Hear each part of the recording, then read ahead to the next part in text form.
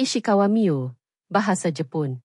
Ishikawa Mio, lahir pada 20 Mac 2002, adalah seorang tokoh terkenal dalam industri video dewasa, AD, Jepun dan juga seorang YouTuber yang aktif.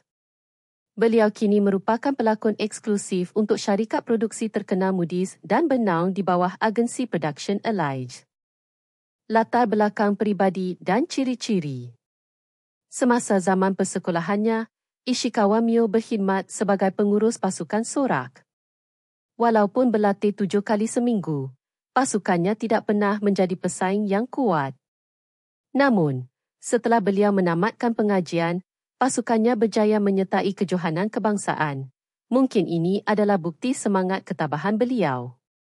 Telah dikongsikan bahawa pengalaman pertama beliau berlaku pada usia 15 tahun, semasa tahun pertama di sekolah menengah. Dari segi penampilan, Ishikawa Mio memiliki mata coklat dan rambut coklat yang menawan. Minat peribadinya sangat jelas. Beliau sangat menggemari budaya K-pop, menyatakan minat mendalam terhadap Korea, dan suka menggunakan kosmetik Korea. Apabila bercakap tentang makanan, kegemarannya ialah aiskrim lembut, safsid.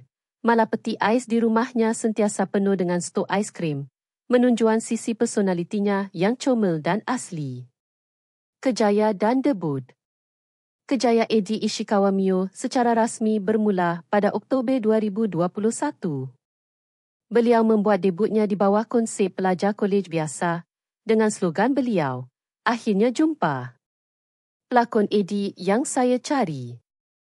Slogan ini tepat menangkap jangkaan pasaran terhadap bakat baru pada masa itu dan meramalkan kenaikan pantas beliau sebagai kegemaran industri.